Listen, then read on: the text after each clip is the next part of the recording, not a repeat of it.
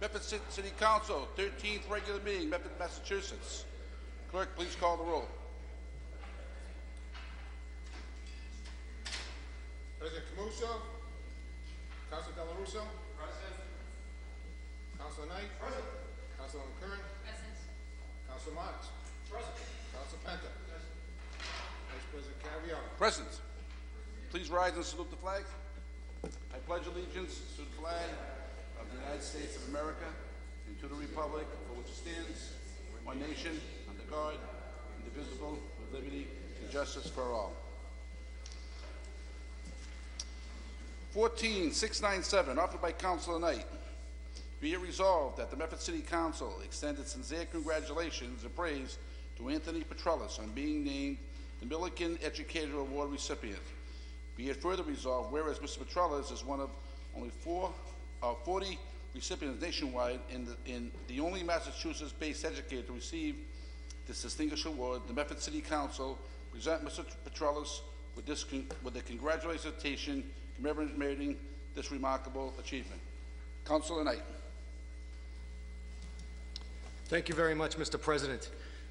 It's with great pleasure that I bring this resolution forward this evening. Anthony Petrellis is someone who I consider a friend, and when I learned of this momentous achievement being bestowed upon him, I was very pleased, elated to say the least, Mr. President. Today, Mr. Petrellis is in the audience, and he's also accompanied by a number of his colleagues that know what a great job he does, and I think had something to do with nominating him for this award. With that being said, Mr. President, I'd like to give Ms. Carino an opportunity to come up here and speak. She's the principal at the McGlynn Middle School, to talk about Anthony's character and why this award is so fitting. Name and address for the record, please. Diane Garino, Principal, McGlynn Elementary School. Good evening. What an honor for the school and the city. Congratulations, Mr. P.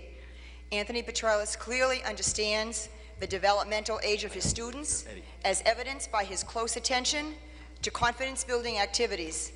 Creating a safe environment is clearly one of Mr. P's many strengths. His students work hard to make him proud, and he combines the proper amount of direct instruction, student-focused activities, and cooperative learning. He is aware of his students' individual abilities and addresses areas of weakness and provides additional attention and support. Maintaining positive teacher-student relationships, Anthony goes above and beyond to know both his students academically and as human beings. He possesses the ability to move students into their comfort zones and helps them develop confidence. He connects with the most troubled students, and he helps them feel important and safe. Anthony is a member of the teacher assistant team, school council. He coaches grade 5 basketball, he tutors, and he attends every event at the McGlynn Elementary School. During the summer, he is the director of the Summer Fun program at the Columbus School. He emerges as a role model and is respected by both students and colleagues. It is a privilege to have Anthony as part of the McGlynn family. Anthony, you have put us on the map. We truly are the best school in the city. Thank you. Thank you.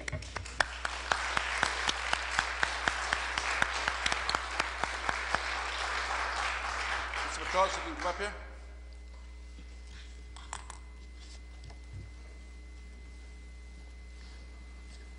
Yeah.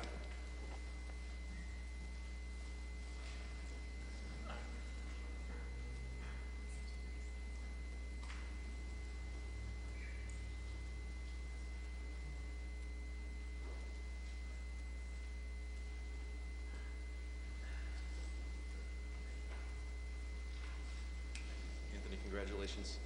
On behalf of the Medford City Council, Anthony, it's my privilege to present you with this citation, which reads, "The Medford City Council takes pleasure in awarding this council commendation to Anthony Petrellis." Whereas Anthony Petrellis has been named the 2014 Milliken Educator Award recipient, and whereas the Milliken Educator Award is a national accolade awarded to only 40 educators nationwide annually, and whereas Anthony Petrellis is the sole educator from the state of Massachusetts to be bestowed this great honor, and where Anthony has shown an untiring commitment to the educational excellence on behalf of the City of Medford and the Medford Public Schools, it is with great pleasure we extend this heartfelt thank you.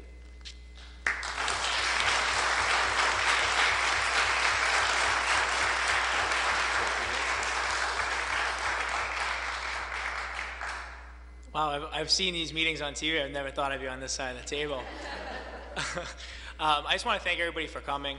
There's a lot of great teachers here that I've learned a lot from, and I appreciate it very much that I've taken a little bit from everybody and help teach the kids of Medford and win a nice award like this. But I owe it to my school, I owe it to the teachers, I owe it to my family and friends and everybody who's around me that's helped shape me to who I am. So thank you for everybody being here and everything else.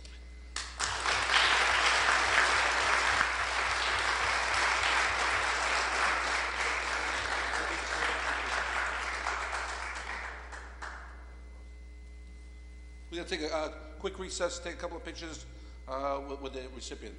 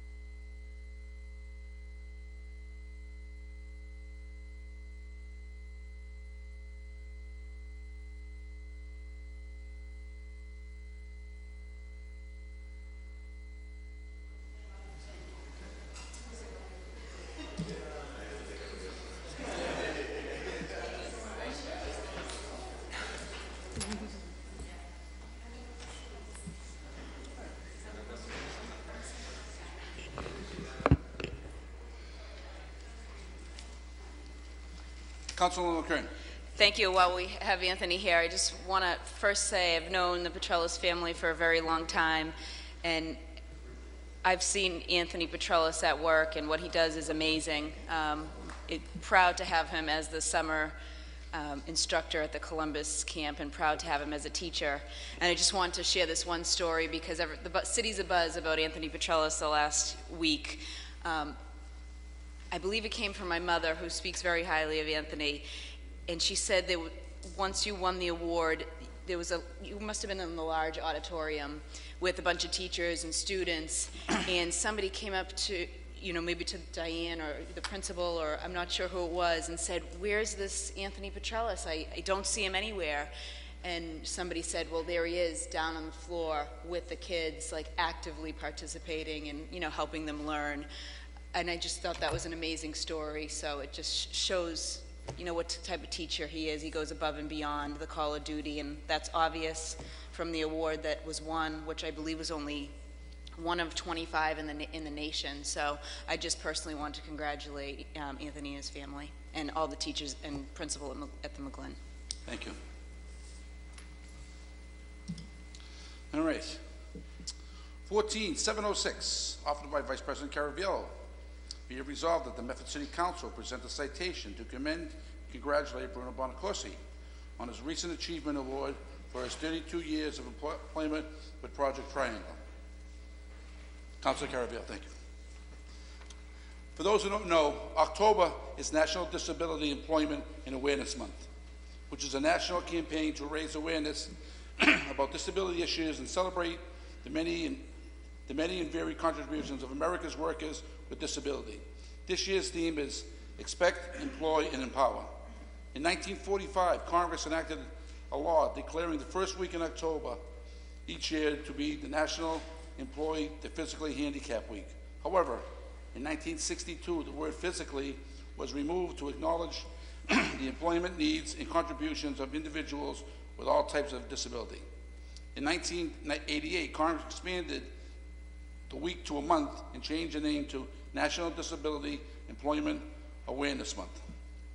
This evening, we would like to recognize, commend, and congratulate Bruno Bonacorsi on his recent achievement award for 32 years of employment with Triangle in Malden.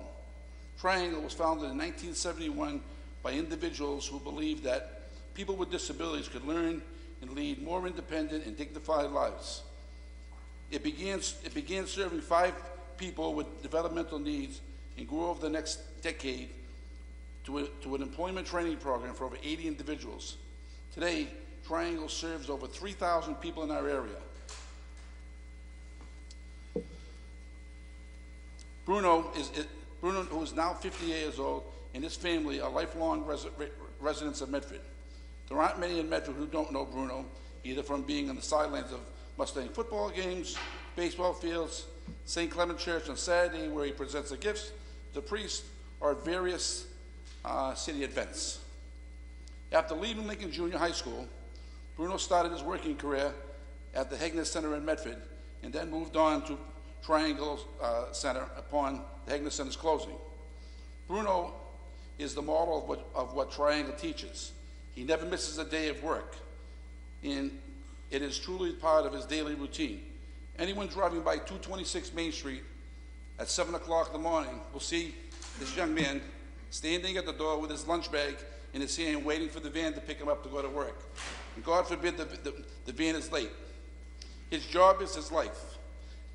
Every week, he probably brings home his paycheck and gives it to his mother. Bruno doesn't make much money, but he has learned to become a proud and productive member of our society. He would work 7 days a week if possible. Everyone in this country should have his work ethic. No one can really understand the obstacles that the families of people with disabilities like Bruno go through every day unless they are part of your family, like Bruno was part of mine. Bruno is the exact meaning of what National Disability Employment Awareness Month is all about. If I could ask Bruno and his mother to come up here.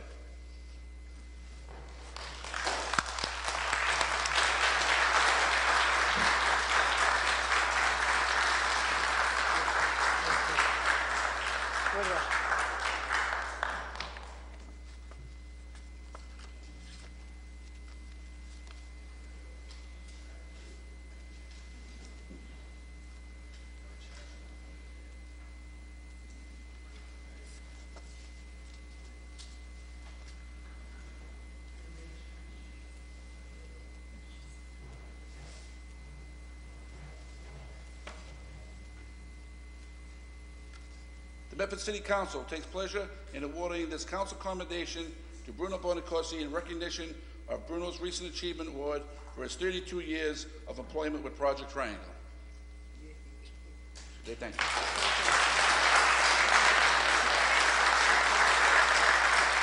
Okay, thank you. Thank you, guys. Just say thank you. Thank you. Come on, we'll take a picture here. Isn't that better than the other one they gave you?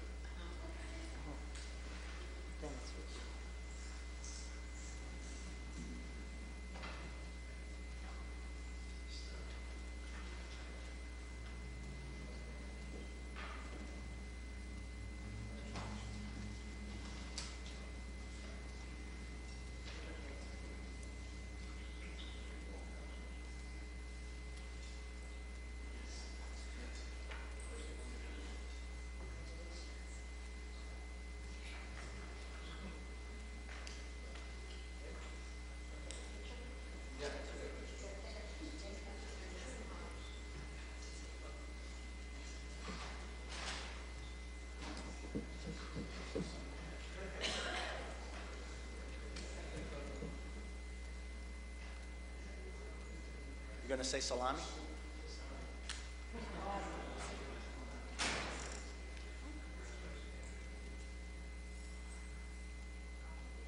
Yeah. Thank you, Bruno.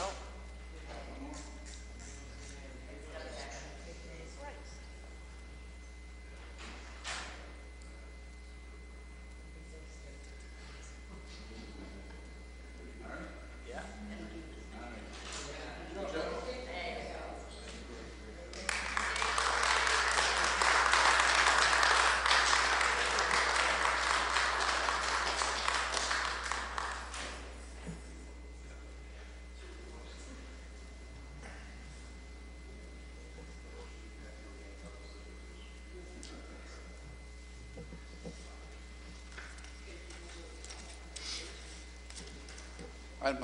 That's on the calendar. Yeah. If you want to bring that up, you can.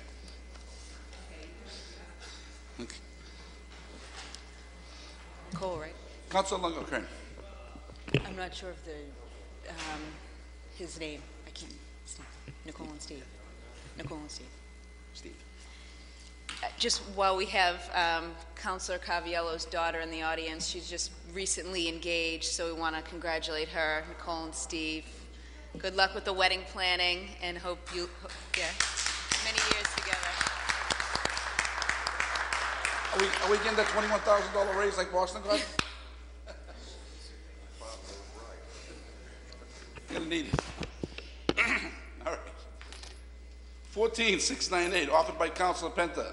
Be it resolved that the council commendation be sent to Frederick Lasky, Executive Director of the MWRA, for receiving the Norman B. Leventhal Excellence in City Building Award. Fred was honored with the Environmental Award recipient for his water protection leadership at the MWRA. This award also acknowledges Fred's dedication toward our region's environment while providing clean drinking water to communities throughout eastern Massachusetts. Councilor Penta. Well, this is very unusual to have at a Medford City Council meeting. 3 acknowledgements in a row. This is like a triple play. This is all good news. And, you know, what's going on in the world, in the city, in the town, in the states today, it's nice to have recognition for folks who really deserve it. We all know Fred. If you don't know Fred, former member of our Medford School Committee, family man. But as the Executive Director of the MWRA, he's the guy, unfortunately, that when you get your water bill, you think it's kind of high. It's not from him. He only sells it to us wholesale. So it's what the city charges after the fact. But the award that Fred received is kind of like unique. He received it from a company called ABC. And they're an independent, a membership-based organization here in the Commonwealth of Massachusetts. And what they do is they advance significant transportation development and environmental policies. And Fred, for many years, as you know, or if you don't know, has been the Executive Director of the MWRA. And by being there, he is brought forward many innovative and environmental friendly management techniques as well as work techniques that have just really advanced the MWRA to be a very sophisticated, technological, and water environmental friendly organization. That's basically what the award was that Fred received because of his environmental participation. And as a result of that, and knowing that his wife Donna is in the audience tonight, and once again, a teacher and a supporter of Mr. Petrellis. It's just a family ongoing thing. Their community-driven spirit is here in the city of Medford, and I think it's great that we're acknowledging 3 Medford individuals tonight. Now it's Fred Lasky's turn, and I would just like to say thank you to Mr. Lasky for doing the job that a lot of people probably would not want to have, but at the same time being recognized for it. Because this award is a very prestigious award. It's only in its 4th year of operation, and Fred is the 4th person to get this environmental award. So with that being said, Mr. President, I'd like to forward the commendation to Mr. Lasky, and if he wishes, he could come before the council at a future date to receive it, but I didn't want any more time to go by without the acknowledgement being recognized. Thank you, Councilor Penta. Councilor Marks. Thank you, Mr. President, and I want to thank Councilor Penta for offering this resolution. He mentioned that Mr. Lasky has done yeoman's work in regards to green initiatives with the MWRA. And also, Mr. President, a little known fact that while under the leadership of Mr. Lasky, the Water Authority has grown into an establishment that provides safe drinking water to many thousands of residents of this Commonwealth. And in addition to that, Mr. President, another little-known fact is the fact that it costs, and consumers probably wouldn't realize this, but it costs roughly 1 cent to get a clean gallon of drinking water to your home. And that's through the hard dedication and leadership through Mr. Lasky and the whole MWRA over the years, Mr. President. And I personally want to thank Fred. I've known him for a number of years. As Councilor Penta mentioned, he's a great family man, and he really does a service to not only this community, but everyone in the Commonwealth by his leadership at the MWRA, Mr. President. Thank you, Councilor Marks. Anyone else? Okay, Mr. Clerk, if you get that. Thank you. Suspension has been asked for by Councilor Knight for a brief announcement. Councilor Knight. Thank you very much, Mr. President. I'd like to offer the floor to Ms. Kathy Young here. Kathy is a volunteer with our Office of the Environment and Energy, and she'd like to make a brief announcement about this weekend's festival. Name and address for the record, please. Catherine Young, 64 Medford Street. I want to thank the council for the opportunity to speak, and also for Councilman Knight for the invitation to mention the Harvester Energy Festival. It's happening this Saturday, October 18th from 11 a.m. to 2 p.m. Also like to thank Alicia Hunt for her significant amount of work to make that happen. The Energy Committee supports that, but she put a lot of work into that, so I want to recognize that also. So it's the 5th Annual Harvester Energy Festival. It's going to be held at Riverbend Park behind the McGlynn School from 11 a.m. to 2 p.m. Some of the events that will occur, we will be giving out the 3rd Annual Green Awards, and those are to Medford area businesses, residents, and organizations that have taken on measures geared toward energy conservation and environmental initiatives. We will be giving out tours for the wind turbine. That will happen, and we'll also have some tables, educational and informational tables for Medford students, clubs, and green businesses. We'll have a shredding truck that's returning, so people can bring their boxes of paper, anything that needs to be shredded. We'll have volunteers there to help people bring it from their car to the shredder if that's necessary. We'll have a free raffle again this year, and prizes will be including compost bin, free dance lessons from Dance Caliante, sausage sandwiches from Fred's Franks. They'll also be there selling food. What else do we have? We have a gift basket from Medford Whole Foods and a massage gift certificate from Elements Massage. So lots of great prizes to get people's interest and encourage people to attend. The very popular Techni Art will be selling sets of energy efficient lights and light bulbs again for $10. They did that last year. It was very popular. That's been subsidized by National Grid, again, so that will be a popular item. New this year, we're going to have the Be the Match program. It's from Dana Farber, and that will be typing people for bone marrow donation. We thought that would be a good addition to have, and also they may have their blood mobile there as well, so give people an opportunity to donate blood. Also new will be a bike rodeo, so it'll be great for the kids. What this is it's from Safe Routes to School, that program. It's children should bring their bikes and their helmets to learn about safe biking riding, and the Medford Bike Commission will be there leading micro tours from the festival site to Assembly Row and back. And they'll be primarily using the shared trails. It's about 5 miles round trip. It's mostly flat, so people of all ages can participate, kids, adults, whatever. And the Bike Commission will also be valet parking your bikes. It's always nice to have valet parking during the course of the festival. And it's going to be a beautiful day, so hope everyone can make it. Thank you. We look forward to seeing everyone there this weekend. Okay, thank you very much. 11 a.m. to 2 p.m. on Saturday.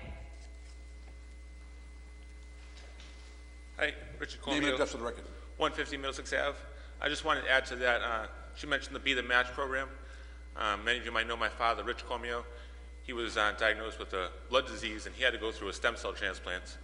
And it was through the Be the Match program that it's a very simple program. You just go down there, you fill out some paperwork, and they swab the inside of your cheek, and that's it. Then you get put into a database, and then anywhere around the world they can end up contacting you. And it used to be a difficult process. Now it's a very simple process. It's more just like a blood transfusion, just like when you donate any type of blood. So it's very simple when you are called upon to donate stem cells, which the chances are very rare that you get called upon, but it's a very simple process. So I look forward to people going out there and signing up. And my father's doing great, by the way.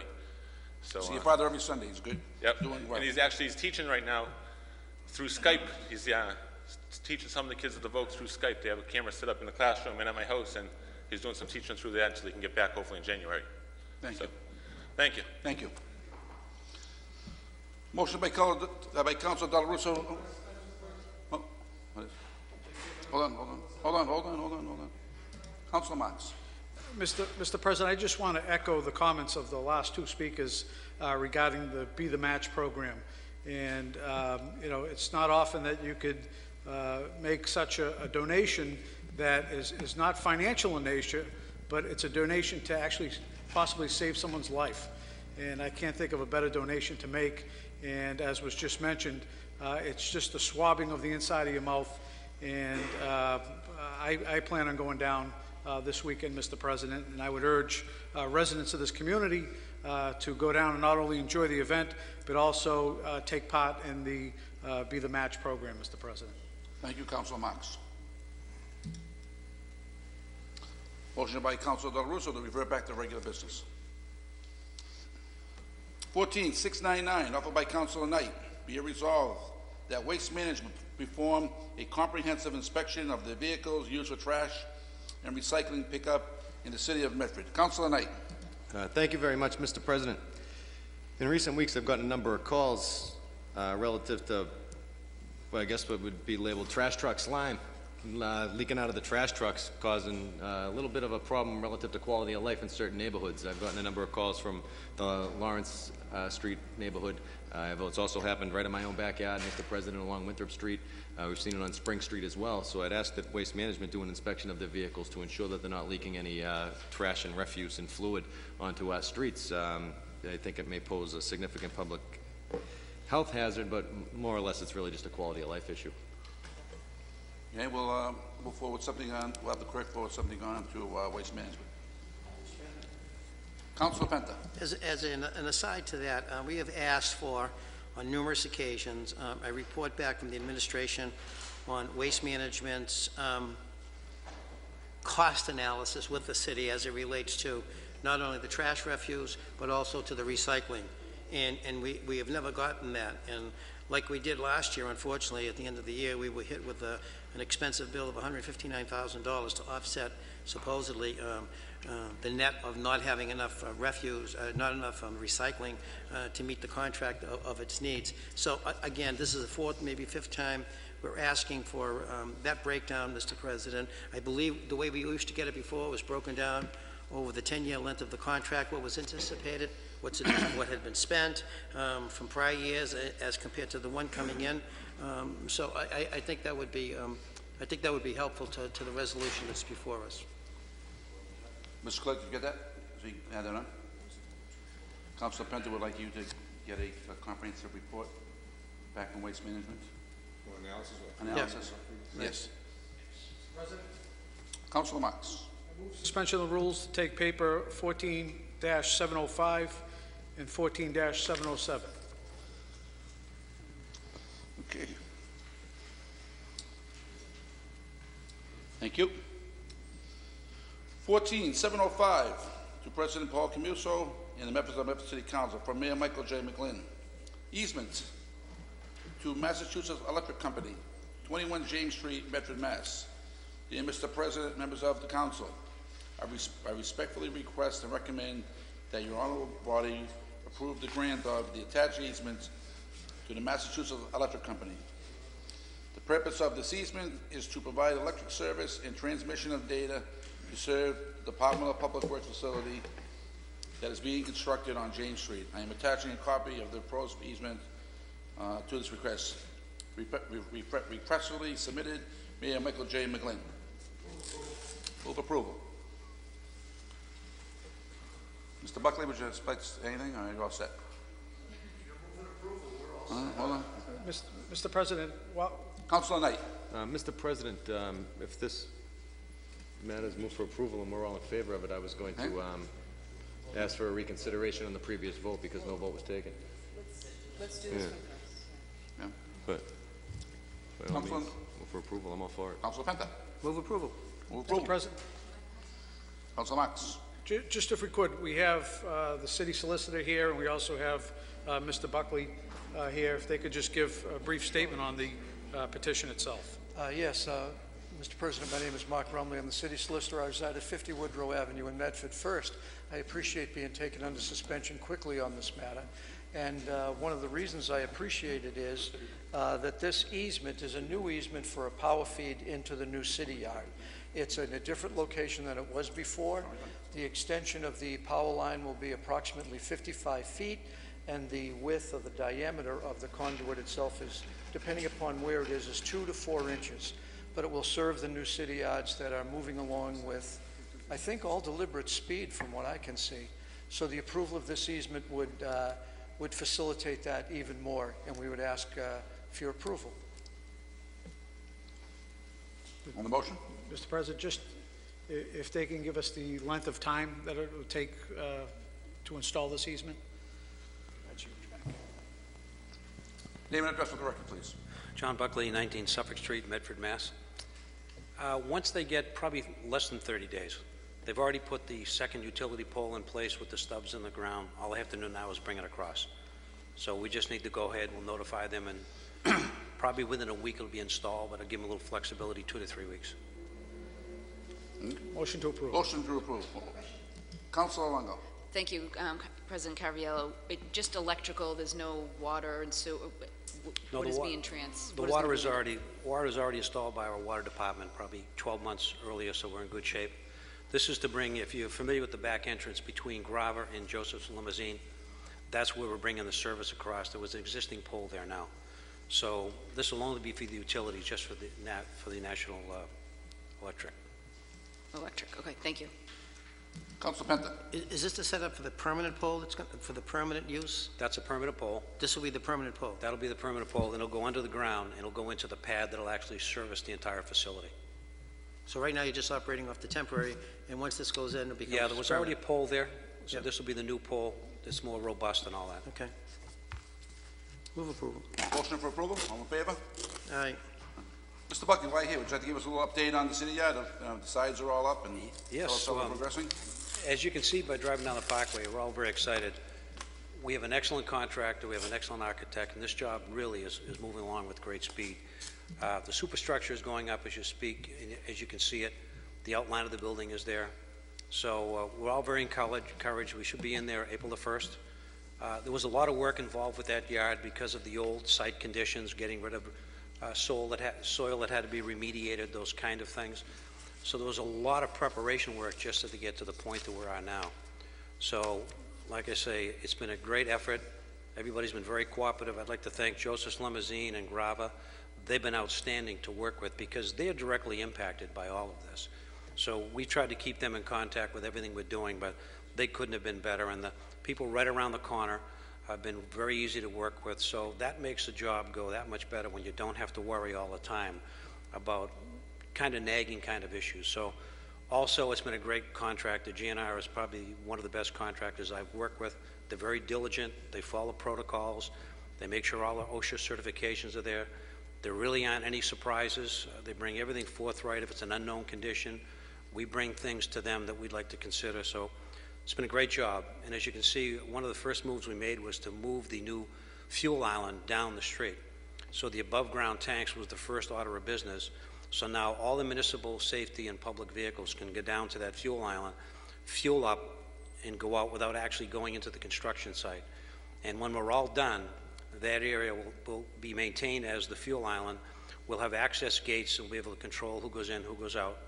There'll also be a public area for the citizens to come down and drop off recycling, plastic bottles, those kind of things. So that'll be segregated from the DPW site and allow the DPW site to kind of be a full municipal operation And I think every member of the council who voted for this will be very pleased when you see the size of the facility and the fact that you can handle the smallest from the largest piece of equipment and vehicle that the city has. And we did that. We took the biggest piece of equipment that we have, Engine 1, brought it down there to make sure everything fit for maintenance, et cetera. So it'll have all the state-of-the-art facilities, energy efficient, pre-engineered building. It's got all of the stormwater management runoff capabilities, retrieving the water that you recycle through and dispose of it properly. So it's been a great project. I'm looking very much forward to finally give the DPW people who go to work every day, and they used to work in tough conditions like I know you know. So to give them a first-class facility and the people of Medford someplace they can actually go to and respond to and have emergency operations when you need it for all vehicles. So I'm very happy. Any time date for completion? Yeah, looking at full completion occupancy April the 1st. Sorry? April the 1st will be April full 1st? completion occupancy. We'll have, in all projects, you always have substantial completion, then you have a punch list. But the rate we're going right now, if the weather holds for us, we don't have any kind of Mother Nature things hit us, I think we'll be in great shape. Thank you. Thank you. 14. All those in favor, I'm sorry. Motion for approval? All those in favor? All those opposed? No. Motion passes.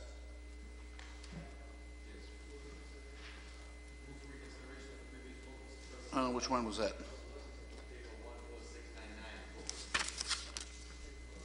Oh, I'm sorry. Councilor Knight.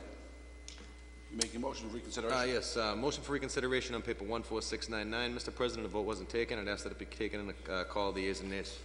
Thank you. Motion for reconsideration? All those in favor? Aye. Opposed? All right. Motion for approval? Motion for approval, Mr. President, call the yeas and nays. All those in favor? Aye. All those opposed? Motion passes. We didn't vote on the last vote. Okay. Council Knights. Mr. Abruzzi. We didn't vote on this. Okay. 14707, petition by Robert G. Abruzzi, 92 High Street, Medford, Mass., to address the City Council about mailing for the October 28, 2014 hearing for Cole's extended hours.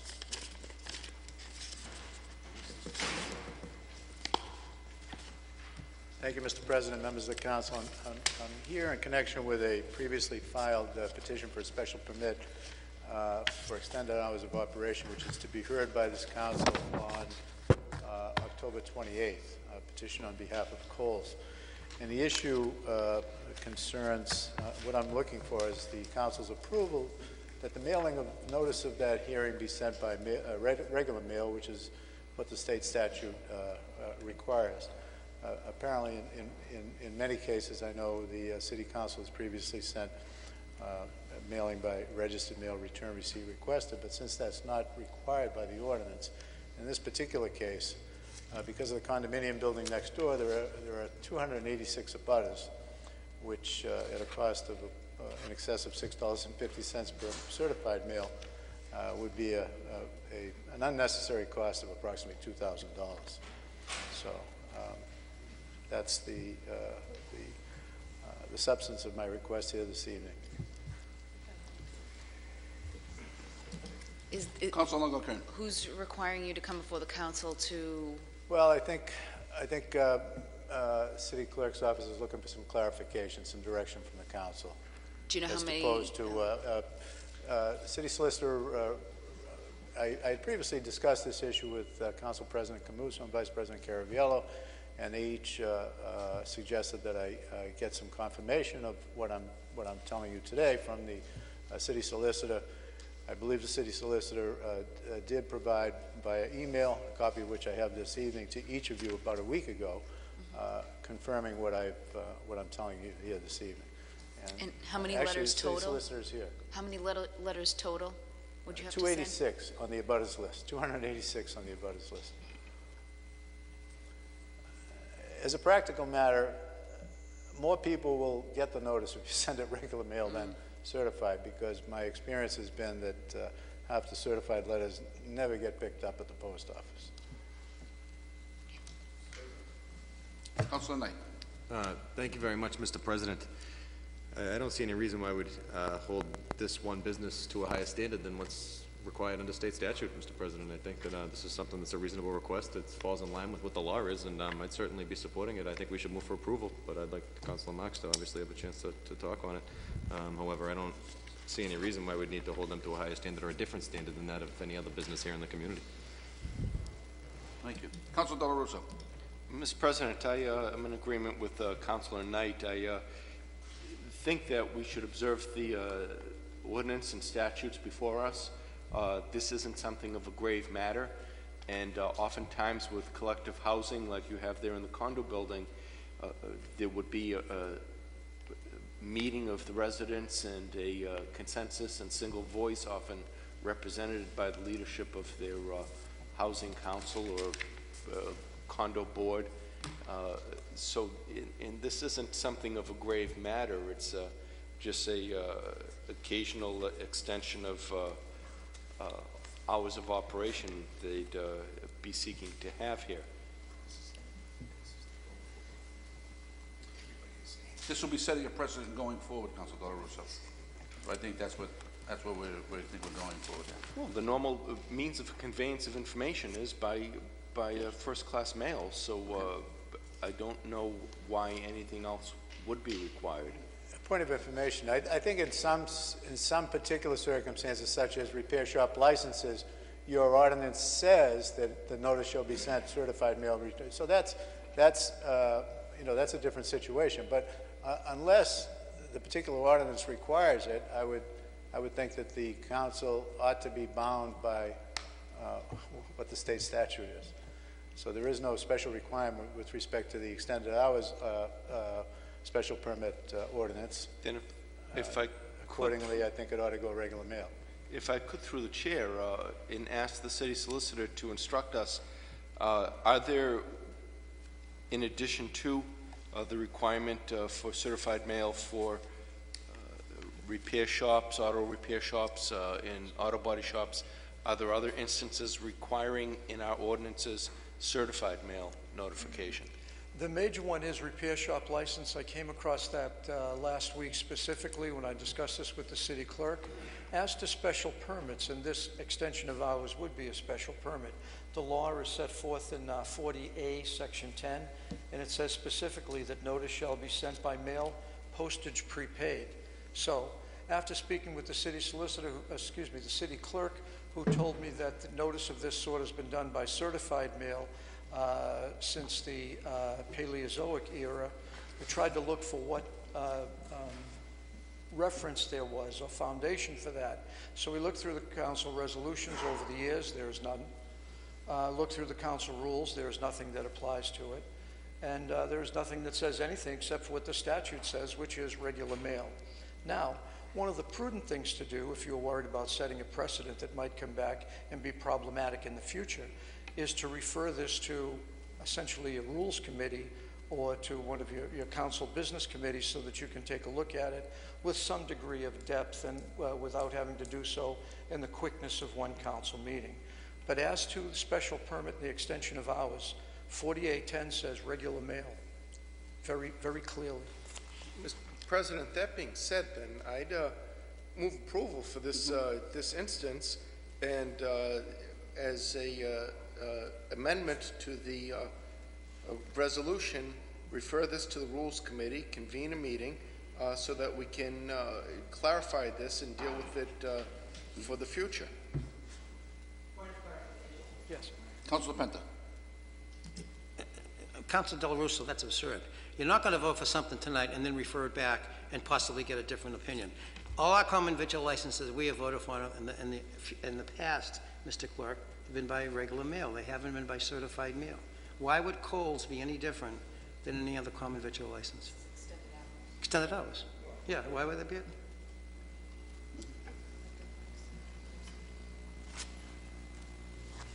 Let the clerk Councilor Marks. No, let the clerk speak. The clerk. Yeah, Mr. Clerk.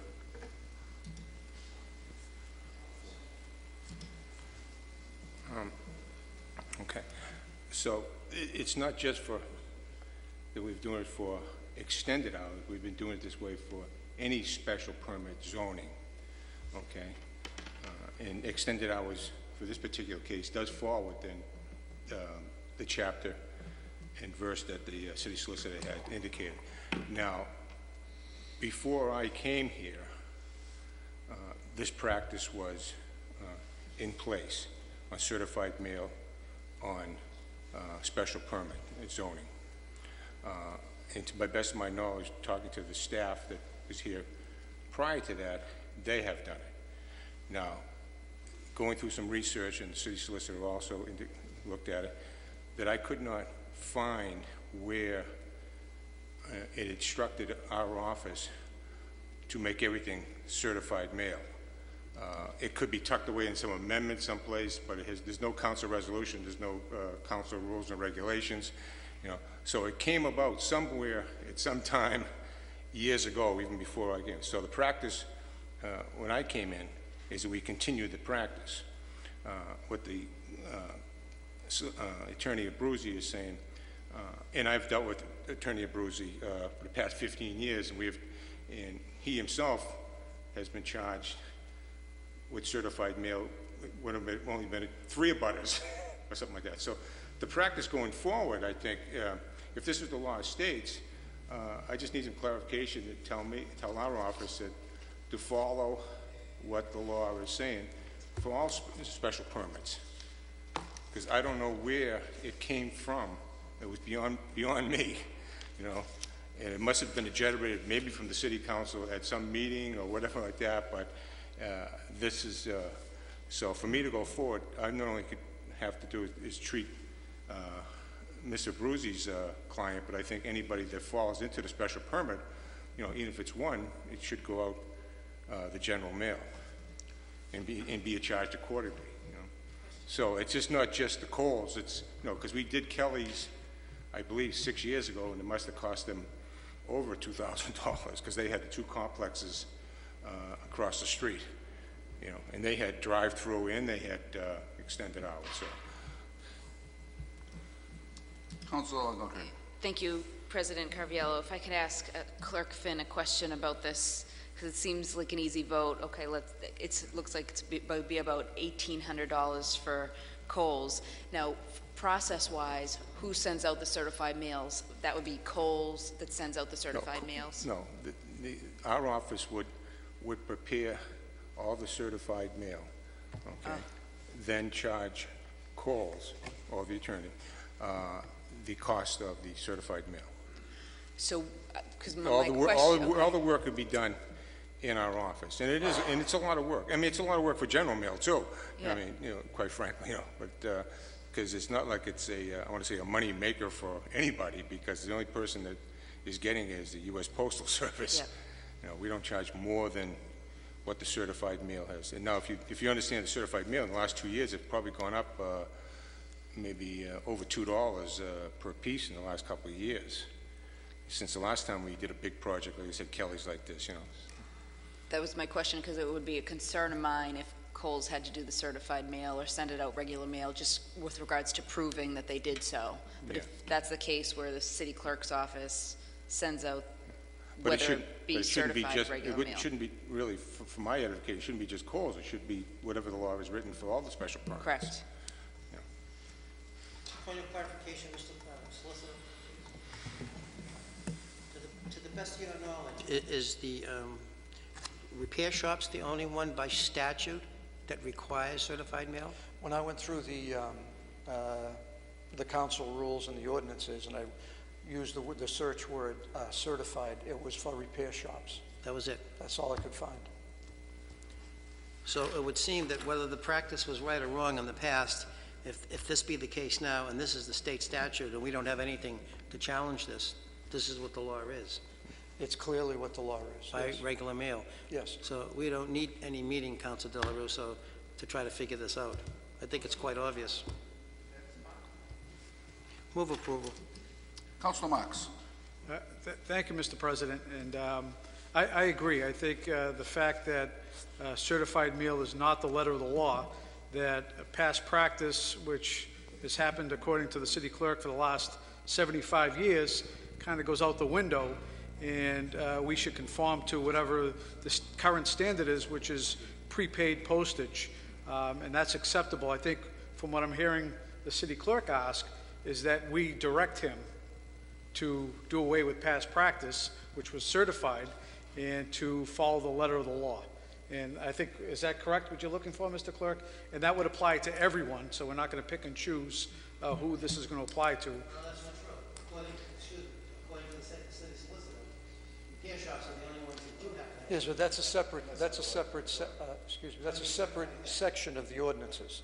And I think part of the reasoning behind that is because of the use of flammable fluids and other things. Councilor Kern. If I may, thank you, President Carviallo. Where you have the return receipt when somebody comes into the office, say somebody says, I didn't get the notice, and you then have the return receipt to say, yes, you did. I mean, can we amend this? You can require it regular mail, but take a picture of each envelope showing, that it went out?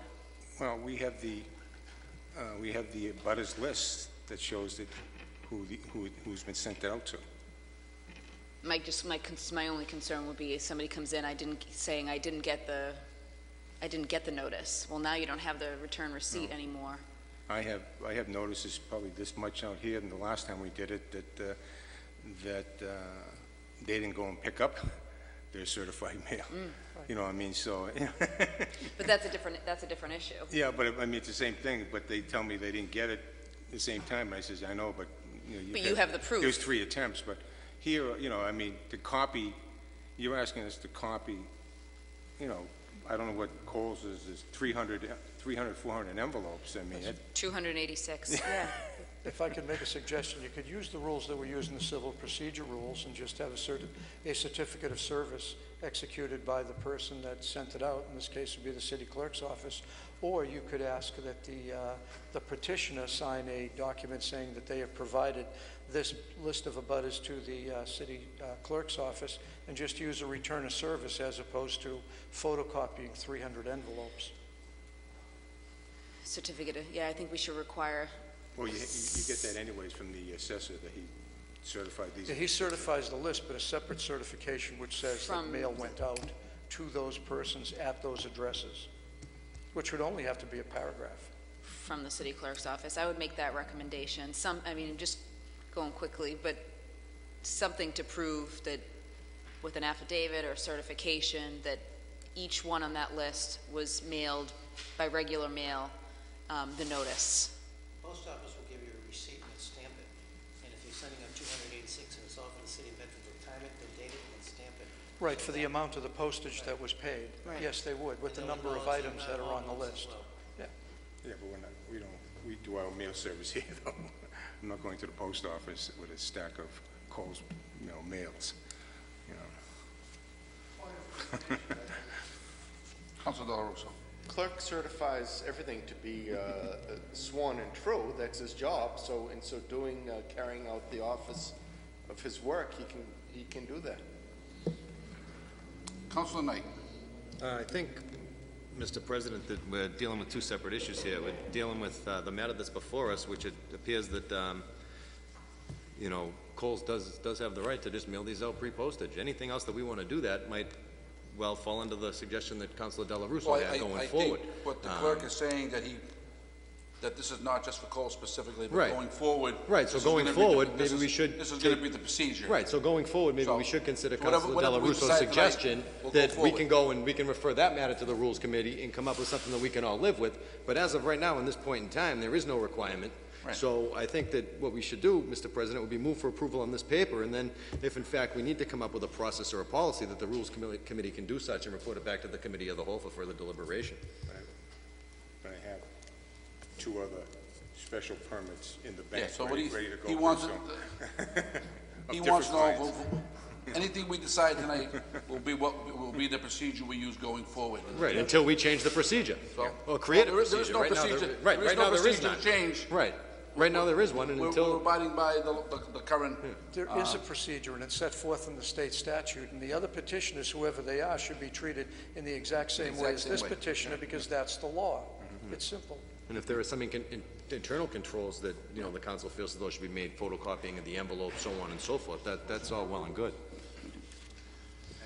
All right, motion for approval on this one. All in favor? Aye. Opposed?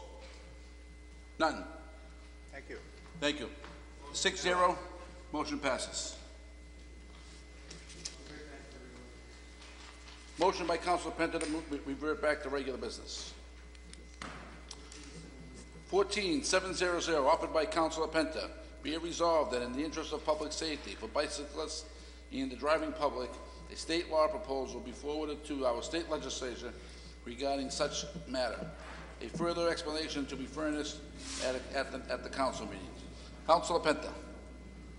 Mr. President, and bicycle enthusiasts out there, we all know we've seen a great influx of bicyclists in our community, as a matter of fact, in the whole Commonwealth of Massachusetts. And if anybody read Sunday's newspaper in the Boston Globe, they had printed a story about bike fatalities in the greater Boston suburbs and how they've increased from 2010, 11, and 12. Unfortunately, some people died, and apparently that's, you know, it's an issue right now I think that needs to be dealt with as it relates to the public safety portion of it.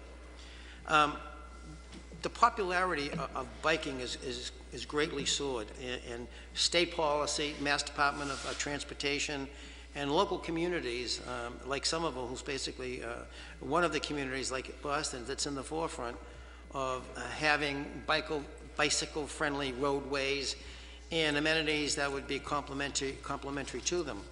But the concern as it relates to where we're going with all these bicycle and bicycle paths and communities such as Medford, which has a bicycle commission, just how much of an input, and more importantly, how much of a control do we have out of the 557 schools in the Commonwealth who have signed up on the state's DOT program, only 17 of them are actually implementing bicycle safety programs that at least meet the minimal standards that Mass Department of Transportation is asking for. The confusion that's taking place on the roadway, especially for people who are driving cars as compared to when they look at a cyclist, is that, you know, who in fact has the right of way, who's got the rules of the road, who's supposed to follow what, when, and how. And the educational process, once again, really should fall on local communities, because if local communities are going to start with having bicycle-friendly streets and providing certain roadways or pathways or whatever the terminology might be that you would want to have for bicyclists, an educational process needs to take place. And if it doesn't take place, there's a concern. There's a concern to the bicyclist, the person driving the bike, riding the bike, and the person driving the car. And because of that, you know, this prompted me to turn around and think about, you know, it's great. It's a great form of exercise medically. We all know that riding a bike is great. But we also know that there's a concern that's predicating some of these safety issues. And one of the concerns seems to be the speed of some of the cyclists when they're riding their bikes. And the other one, going through stop signs and driving through crosswalks. And they seem to be the three major concerns of the cities and towns that I reviewed in the Mass State Department of Transportation's concerns, since they've now started to inventory bicycle accidents, but Boston has thus far has yet to do an inventory of bicycle accidents. Bicycles, again, according to Section 11B of Chapter 85, bicycles shall be subject to the traffic laws and regulations of the Commonwealth and special regulations as found in the particular section.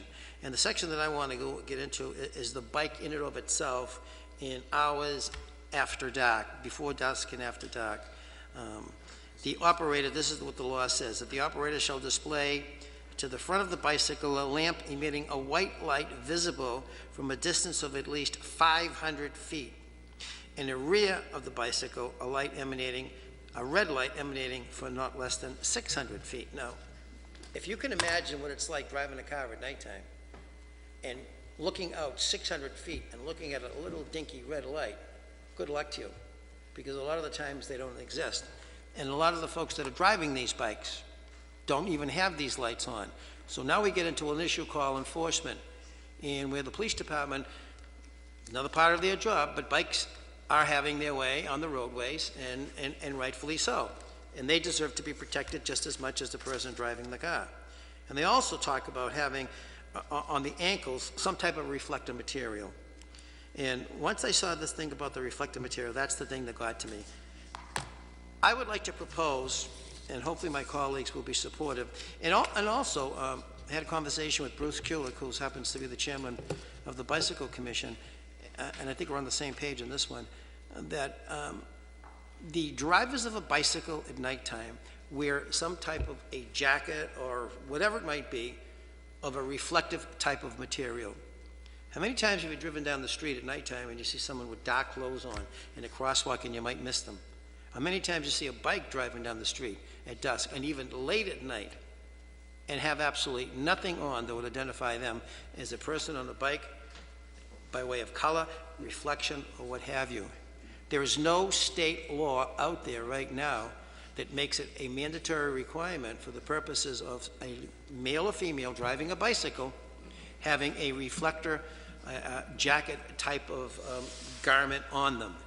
And this is going to be taking up the same type of fuel. It's going to be building up momentum because, as we know, the law that's out there, or trying to be out there, that you can't text and drive at the same time, because we know the consequences that can happen by way of accidents. Well, the same thing is going to be happening with these bicyclists, because we know that they're becoming more and more of them out there. Each and every community, including Medford, have more and more bicyclists, and bicycle folks are to drive, whether they come from Medford or out of town or what have you. But there has to be some mode of protection and identification that is protective to these folks that are driving a bike. And again, there is nothing in the state law that really goes out of its way that basically says, other than some little, and I'll call it stupid thing you put on your ankle, that who the hell's going to see a reflector thing 600 feet away, as compared to maybe having a reflector type jacket that identifies itself, green, yellow, orange, whatever it might be. It may not be the most social looking piece of garment that you'd want to wear, but if it's going to protect and save your life, you know, it does the thing. So with that being said, Mr. President, and I don't know if there's anybody here from the Bicycle Commission who would like to speak on it or what have you, but I would appreciate not only their comments, but more importantly, their support for this, because again, reviewing the accidents as they have been presented and looking at the statistics, and I believe the statistics are going up, they're not going down, on bicycle accidents, and unfortunately people dying from bicycle accidents, and I believe every single one of them have not been identified with anything at nighttime that would be reflective type of material that would present a safety condition for the person riding the bike. Name and address of the record, please. Sure. My name is Tim McGivern, 63 Watervale Road. I'm on the Medford Bicycle Advisory Commission. I think, are you proposing that Medford have some sort of ordinance that requires reflective vests for bicycles, or are you proposing that the City Council recommend legislature to the state legislature?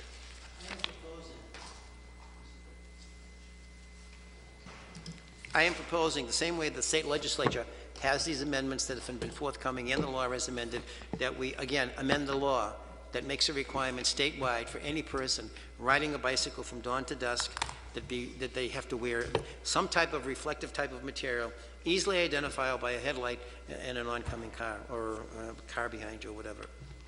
I think that anything to increase the safety of cyclists on the road is a good idea. And I think wearing a vest that's reflective when you're riding your bicycle is increasing your safety on the road, and therefore is a good idea. So I do not oppose such a movement, but I do not speak for the entire bicycle Okay. commission. We would need to deliberate on that. Thank you. Councilor Longo-Kern. Thank you, President Carviello. Council Penter, I think you mentioned the Mass General Law, which I read as that's already a requirement. No. 1/2 hour after sunset to 1/2 hour before sunrise, the operator shall display on each pedal of his bicycle a reflector. I'm not talking about that. I'm talking about wearing a jacket, something that could be seen and highly visible. If you ever get behind a car 600 feet and try to find that little reflector on the pedal or on their foot, or the little red light behind a bike that 90% of the time doesn't work, and they run by battery, or you see a little white headlight that's 500 feet away on a bike, that doesn't cut the mustard when a car is driving down the street, or even if a truck is driving down the street. I mean, it's... So you're proposing the state legislature... Amended. Amend it, so Right. instead of just the lamp, which was required Right. on the front of the bike Right. or the pedal on the reflector, be increased to a vest. To a vest, or a garment type of material, vest, jacket, or what have you. What if we send this to the Bicycle Commission as well, or prior to have them discuss? I mean, there are two members here tonight. I've spoken to Bruce as well. And I don't know how many people are on the committee as of right now? 10 people from Medford on the committee who probably speak to a number of other cyclists. Let's get some input. Possibly we I agree refer with to it. the I mean, Public Safety Committee? let's refer to the Bicycle Commission first. That would be my suggestion. I think it's a great resolve, and I think anything to enhance safety for bicyclists is a positive step. I agree with Councilor Penter as well. Enforcement is going to be, a big thing, not only for vehicles, but also for to put on these vests. And I think there are some details that need to be worked out as far as what this vest or coat looks like, what it is, and do you have to wear it if you are, say, riding down the sidewalk in a very the type of neighborhood in Massachusetts that it would seem silly to wear that vest, like a pedestrian, for example, crossing the street. So I think there are things that can be discussed by the Bicycle Commission, and I would like to ask that the City Council table this until we had a chance to discuss it and make a recommendation to the City Council. A point of clarification. This is directed toward people who drive a bike, and I believe the cyclists that drive a bike have to wear a helmet. Isn't that required by law, too? I believe so. Okay. So therefore, if somebody decides from dawn to dusk they want to drive a bike on a sidewalk or a street, the requirement's going to be the same because you're riding a bike. And according to Chapter 85, Section, I think it's 10 and 11, there are certain requirements that you have to follow, same rules of the road. And the only exception to the rules of the road, I believe, if you're exiting or entering on a highway, and anything else that might be specifically excluded by state statute.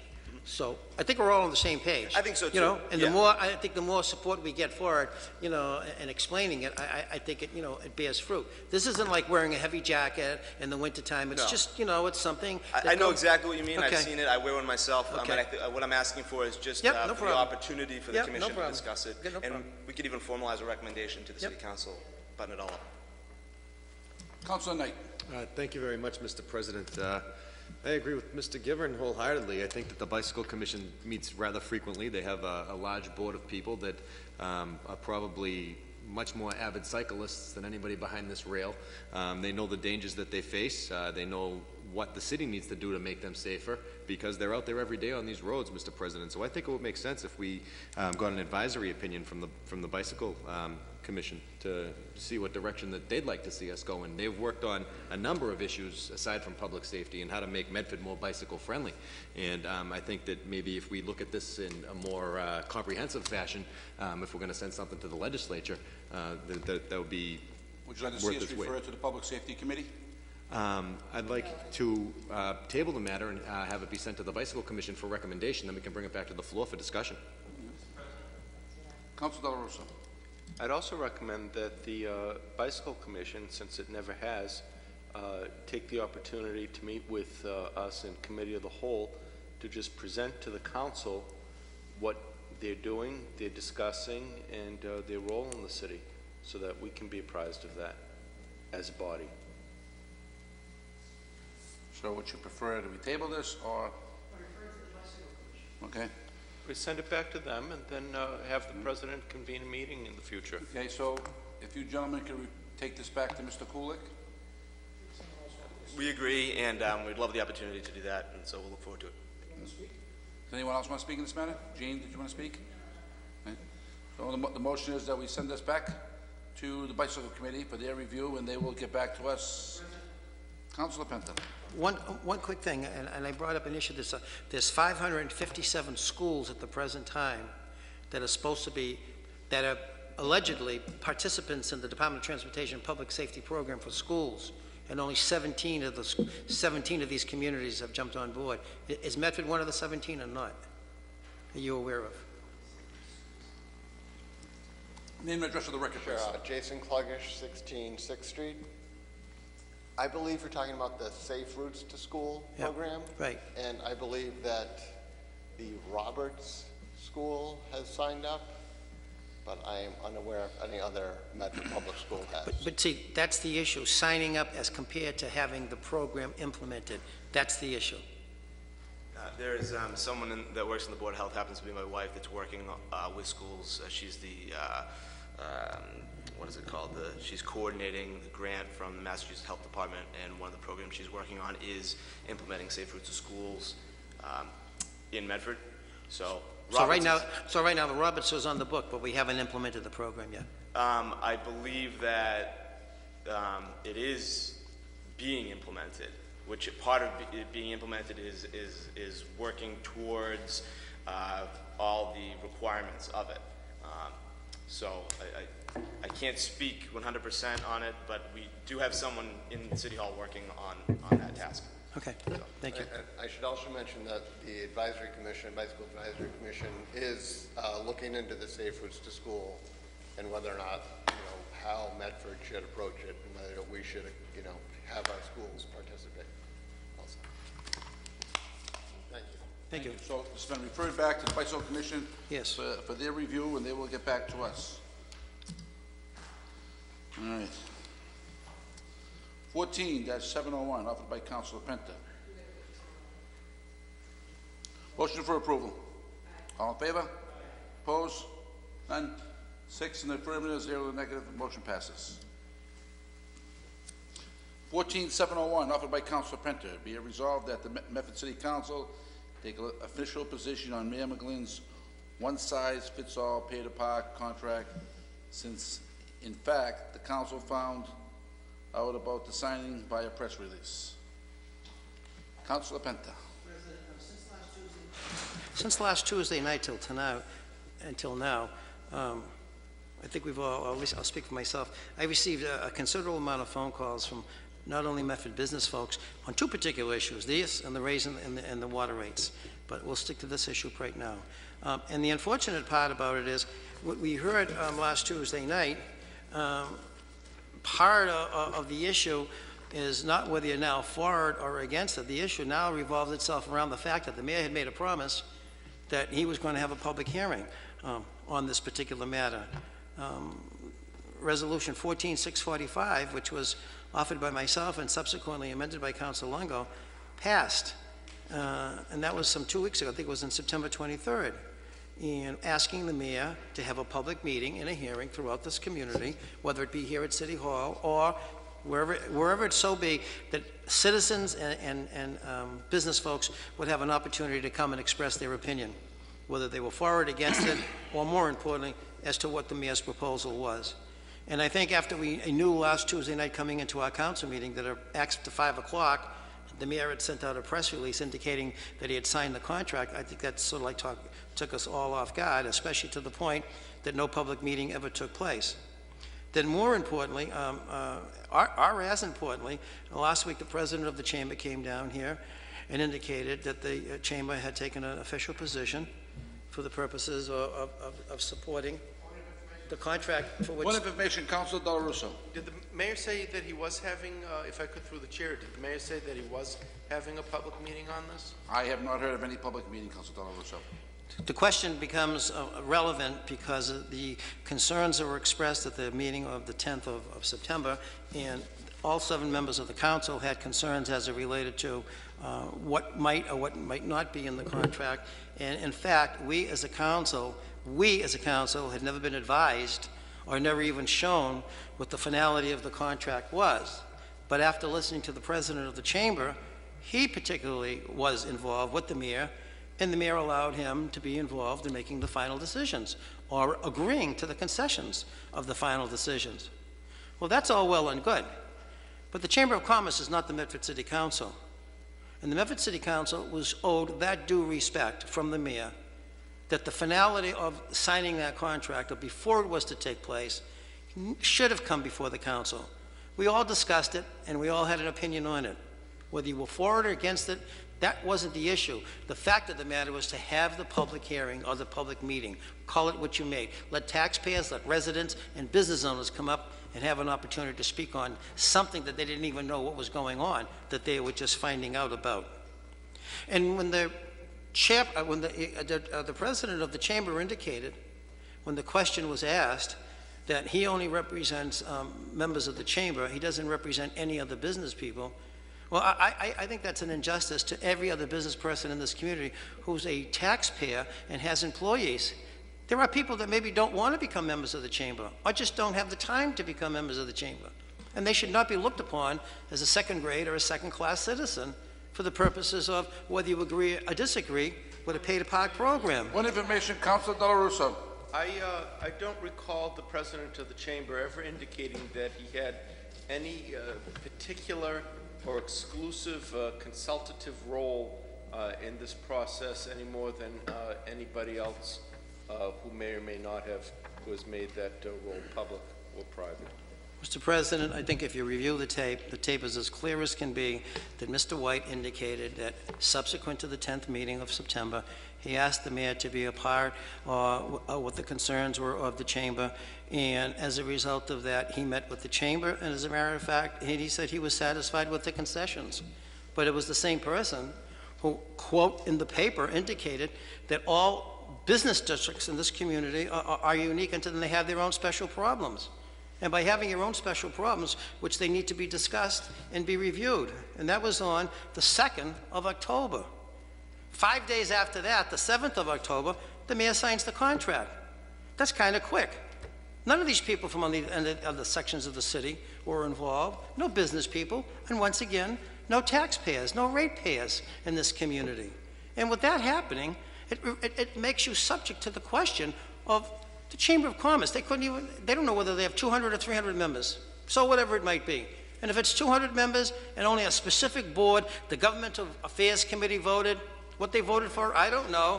The Chamber of Commerce, I don't know. This discourse seems to exclude the possibility that the mayor consulted with shop owners throughout the city who may or may not have been in membership of the Chamber of Commerce. Well, Mr. President, since Councilor Dela Russo and you, Councilor Caviello, are both members of the chamber, I would see that you have a prejudice here to support the chamber's position, no matter what this one councilor has to say. I have no prejudice. Okay. Well, since you have no prejudice, maybe Councilor Dela Russo does. But, you know, we also asked for what was going to be included and what was going to be excluded. Councilor Dela Russo. I may or may not have prejudice in this matter, but I haven't indicated that publicly.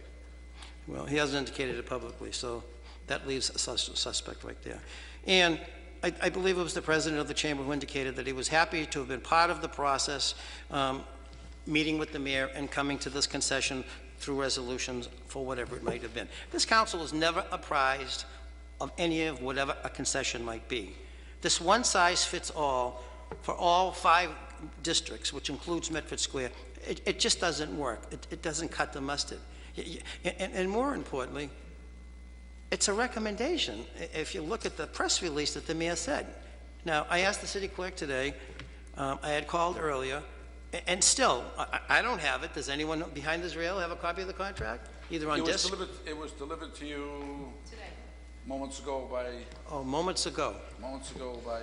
The messenger. Oh, by the messenger. That's really nice. Moments ago, here we asked for it. You know, here we have an $18 million 10-year contract, and we just get the information now. But the chamber was aware of it, and they agreed to it. And I really have a suspect that I don't think the chamber was in agreement. I think if you took a poll of their membership and had a discussion of what's going on those 4 priority sections, you'd have a better idea as to what their feelings might be. And maybe Councilor Del Russo was right, because when the mayor on 2 Saturdays ago took a walk in the West Medford area, I don't think he liked the response that he got, whether it was a business person of the chamber or not a business person of the chamber. This is business in this community. People are putting their daily work on their line. They're not worried about the chamber being supportive of them or not. They need to make money. They have to pay their employees. They need to pay their insurance. And they need to pay everything that makes a business work. Not every single person in this community or every single business in this community is a member of the chamber. And rightfully so. They don't have to be, and they shouldn't be if they so choose not to be. So why the mayor decides to pick on this one organization as to be the only organization to make his recommendations and his concessions with, I don't know. But he should have been before this Medford City Council and the taxpayers of this community to give his final decision of whatever he thought he was going to do by way of having a public hearing to get some input. On May 20th of this past year, we voted to give the mayor the opportunity to deal with a single-person contract for 10 years, because the law says anything over 3 years, you have to take a vote. We didn't tell him to sign it. What we said is to go and make your contract negotiations, come back before the council. Come back before the council and tell us what you have. The law says the council makes the vote. The council only voted for him to go and sign and to engage in a contract, not to sign the contract. If that be the case, then what was the purpose of us even being here? We shouldn't even be discussing this. It means absolutely nothing. He shouldn't have even had the meeting on September 10th. This is all for nothing. But his back got against the wall because he heard from some of the business people. And unfortunately, once again, the president of the chamber said most of the people in the room that night weren't even chamber members. So what does that mean, just because they're not chamber members? They're business people in this community who pay their taxes and employ people and have residents come to their stores and buy their products so they can have a living and make a living. Mr. President, you're a member of the chamber. You and I have had this discussion numerous times and numerous occasions. And as you've been aware, many people, you told me you went to the groundbreaking ceremonies, the bank over there, okay? I did. Last Saturday. I did. You told me the mayor had to run away because everybody was on top of him because of the parking thing. Not at the bank on Saturday, Yeah. on Friday. Friday, excuse me, on Friday. There was nobody there complaining about parking that day. When I was there anyways, I was there. You were there after the fact because you No, got... I was there for the opening and... What did you tell me? What did you tell me? He had to leave because everybody was complaining about the No, that parking. was that's something else. Yeah, that's something else. Well, it's That the was same something thing. else. You go to so many of these inaugurals, I have no idea which ones we were at. We do But elected officials. the fact of the matter is this, I just think it's unfair, and I really don't know, because if the press release is only nothing more than recommendations, then they don't have to adhere to anything, this company called Republic. And the aggressiveness, as Council Marks alluded to last week, they're going to start at 7 in the morning to 7 at night. They need to do $2 million a year as a minimum to start. You know yourself as well as I. They're going to be out there writing tickets. But the cream to this whole deal is that the mayor retains the appeal process. And to me, that is political, because if it wasn't going to be political and it was going to be independent, he should have given it up. So City Hall still remains as the political process of appeal to this whole particular program. And as what took place today at the Traffic Commission, they indicated, they will still have the authority to set the places and set the rates. But we still don't know the exact spots of where things are going, and we don't really know who's going to be excluded. Well, I would assume that it is in this that we received this evening, for our review over the next week for our next meeting. I don't know. I'm just... Well, how does any one councillor justify the fact that a contract was signed and you never even saw it? You voted for something that you asked the mayor to do, and he didn't do it. Point of clarification, Councilor Longo-Kern. Thank you, President Carviello. As far as I'm concerned, we had, I've mentioned this before, 2, possibly 3 meetings with the mayor in subcommittee with Director Burke, and we went over, I mean, we had hours of discussion of the terms that would be in the contract. We knew how much they were going to charge per hour. We knew how many spots were going to be monitored. We knew, we were in executive session discussing the 3 possible people that we were going to engage in contract negotiations with.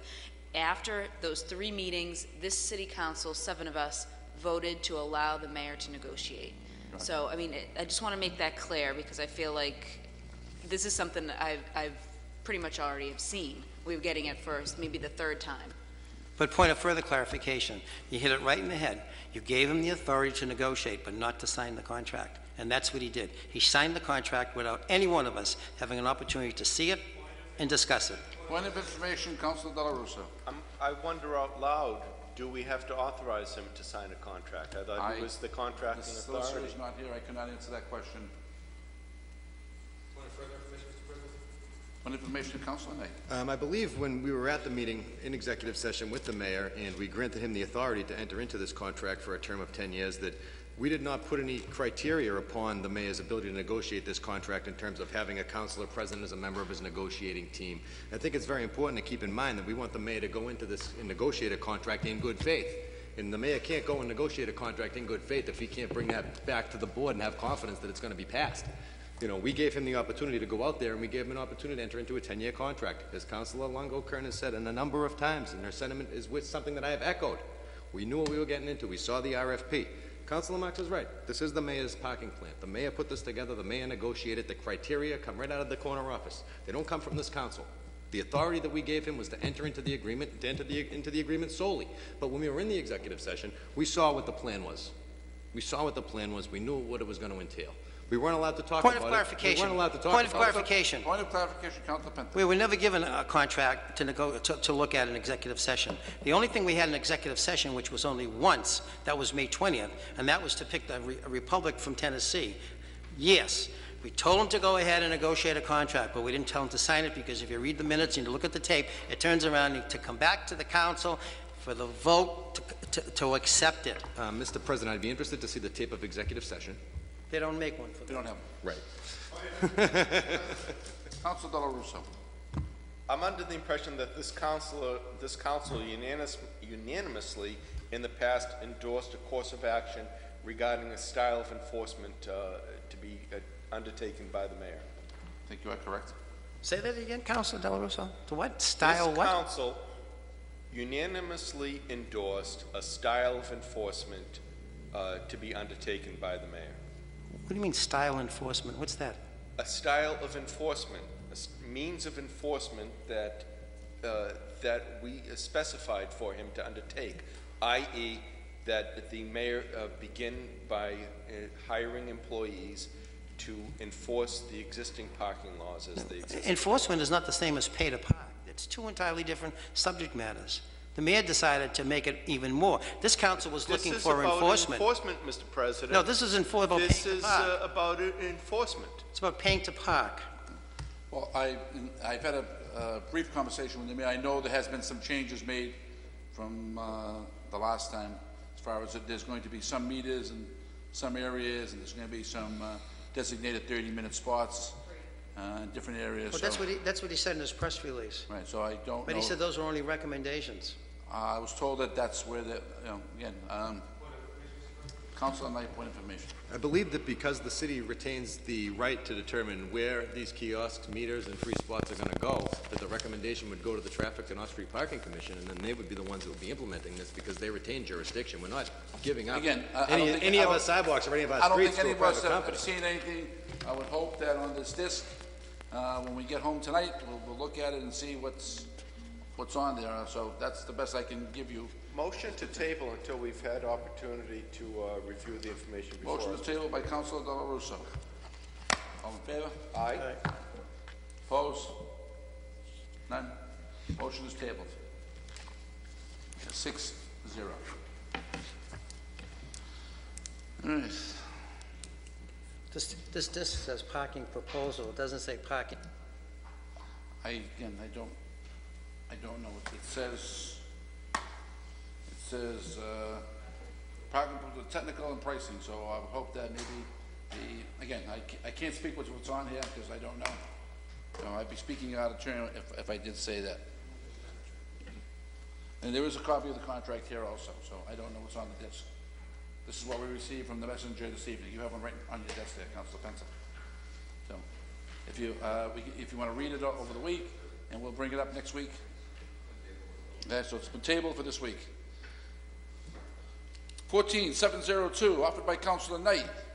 Be it resolved, Tufts University provide the Medford City Council with its policy governing the handling of on-campus sexual assault. Councilor Knight. Mr. President, thank you very much.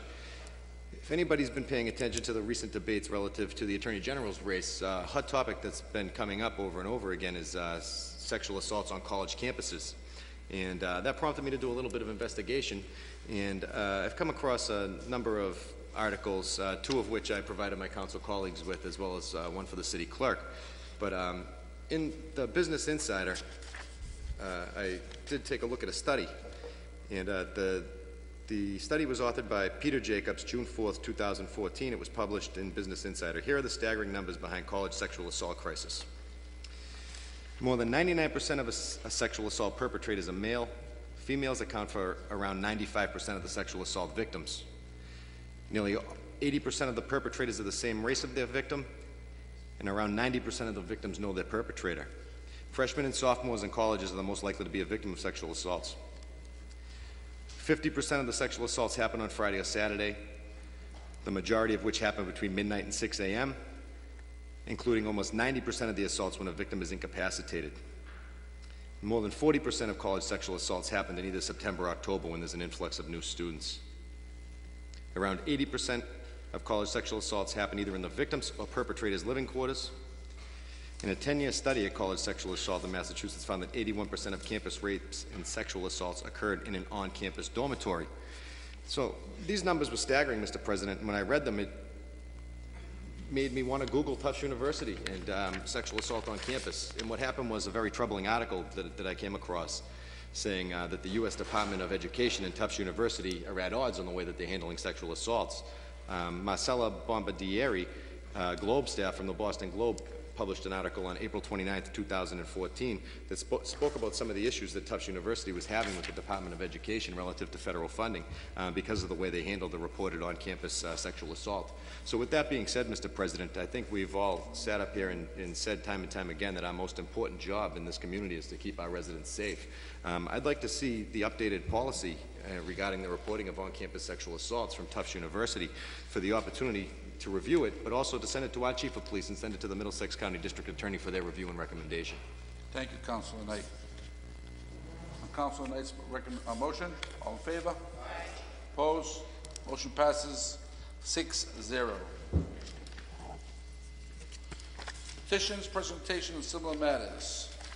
14703, petition by Joseph Pierre, 194 Harvard Street, Medford, Mass. for Citywide Taxi Inc., 40 Canal Street, Medford, to upgrade cab number 14 from a 1999 Ford VIN number to an ME FM 75W0XX6833705 to a 2007 Ford VIN number 2FA HP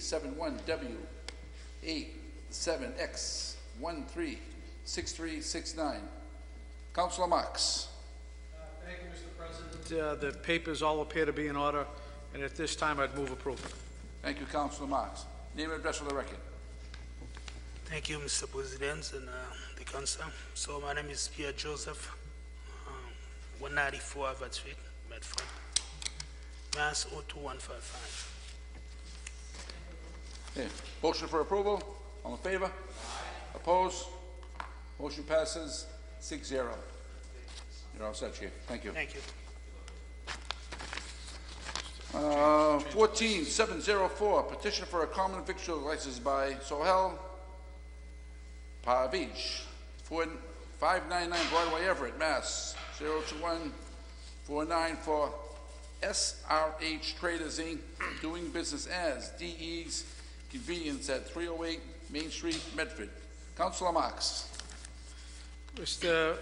President, again, all the papers appear to be in order. If the gentleman just could give us his hours of operation. Name and address for the record, please. Good evening, Honorable President and all the councilors. My name is M.D. Rahman, and address is 6 Hayes Road, Rosendale, Boston. Motion for approval? Hours of operation, Mr. President. Hours of operation? 7 a.m. to 11 p.m. Thank you, sir. Thanks. Councilor Del Russo. How many convenience stores do you operate, sir? Just one. This is the first one.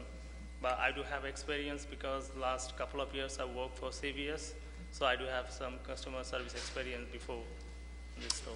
Thank you. Thank you. Thank you, sir. Motion for approval? All in favor?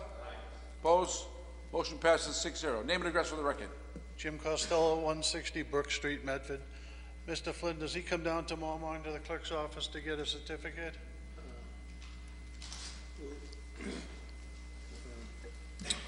We'll either mail it to him or if he wants to come in Thursday, something like that. He won't be ready tomorrow. Thursday would be helpful if he came in. Yep. And one more question, if I could, he's applied for 3 permits from the Board of Health.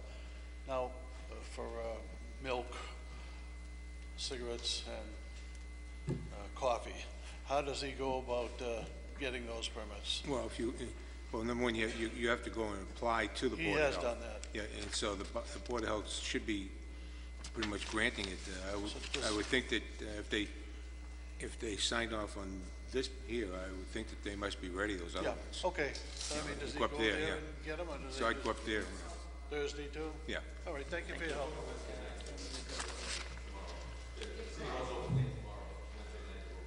Okay, thank you.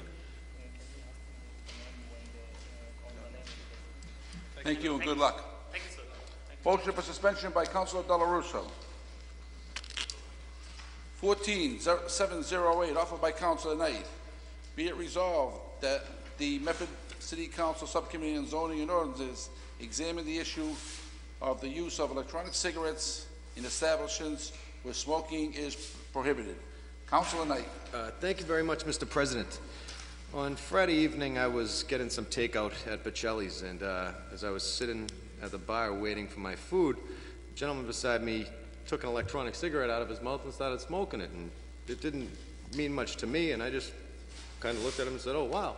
But the couple sitting next to me that was enjoying their dinner wasn't as pleased as I was to see this happen, Mr. President, which got me thinking, you know, what exactly is going on with the regulation of electronic cigarettes here in Medford? And I think with that being said, Mr. President, I did a little bit of research and I found some policy options, copies of which I've forwarded to all my colleagues here, possibly to regulate the sale, regulate the marketing, or regulate the use of such electronic cigarettes. I guess the end-all be-all resolution would be to ban electronic cigarettes in all places where smoking is prohibited. That's the ideal language from the National Center of Tobacco Control. However, I don't know if that language would actually be something that would work here in Medford, so I thought it would be a worthy endeavor for the subcommittee on zoning and ordinances to examine it, to find out what our legal rights are, and to find out whether or not it's worthwhile for us to come up with a resolution that would do such. I know personally of the health department did receive a couple of calls from different people, and they had gone down and spoken, and if I'm not mistaken, I think it is prohibited in places where smoking is prohibited. I can't say that for a fact, but I do know of a couple of cases. Motion to send that to subcommittee by Councilor Knight. All in favor? Councilor Marks. Worthy suggestion Councilor Knight has offered. Should we ask maybe if we can get the Board of Health to give us an opinion first? Yes. Rather than setting up a subcommittee meeting and so forth? It may be helpful. If I can amend that also, Councilor Knight, there's a store on Salem Street that just sells these. I don't know if it's right on the corner of like Dudley and across from Valvoline. Huh? No, it's not a convenience store. It's just it's a store that's all they sell is electronic cigarettes. It's they're like a distributor there. So maybe check into what they sell there too, and I don't see if that falls into our code too. Councilor Penta. I'd like to further amend it to contact the State Department of Public Health as it relates to, because there is a state policy on like electronic cigarettes, and a cigarette is considered a cigarette no matter how you use it, so that may be able just to cut right through the chase and get your answer. Okay. Councilor Penta, could you repeat that back for the clerk? The State Department of Public Health as it relates to electronic cigarettes. Massachusetts State Department of Public Health. And Karen Rose, right. Karen. Get an answer quicker from Karen. On the motion of Councilor Knight as amended by Councilor Penta. All in favor? And Karen Rose, too. And Karen Rose also. All in favor? Opposed? None? 6-0, the motion passes. 14-709, offered by Councilor Longo Kern. Be it resolved that the Traffic Commission reinstall the parking by permit only sign that went missing on the corner of Boston and Capers Street. Councilor Longo Kern. President Carviello, I received a call on this. There is supposedly a sign missing. It did say parking by permit only. It's on the corner of Boston and Capon Street, so if I could move approval, see if the Traffic Commission could take a look at this and replace it at their earliest convenience. Thank you. Thank you. Councilor Longo's motion, all in favor? Opposed? 6-0, motion passes. Also, on this petition, offered by Councilor Marks, be it resolved that the sinking road at 48 Stearns Ave be repaired in the interest of public safety. Councilor Marks. Thank you, Mr. President. Stearns Ave had some underground work done, I believe it was 6 months to a year ago, and part of the street, I went by the other night, part of the street towards the lower end of Stearns Ave is actually sinking in where the work was done. So I would ask that clerk of the works from the city go out to that site immediately and see what's happening. Wasn't that recently paved, that whole street? Yes. Councilor Del Russo. As Councilor Marks knows, there and Pearl Street had major work done, and those are part of the long-lamented repairs in South Medford that weren't carried out in a timely fashion. But I hope that gets redone quickly. I second your motion, Mr. President. All in favor? Aye. Aye, opposed, none? 6-0. Motion passes. The minutes were passed to Councilor Caravello, who is not there at his desk. Motion to table? Motion to table till next week. All in favor? Aye. And motion to adjourn. All in favor? Aye. Meeting is adjourned.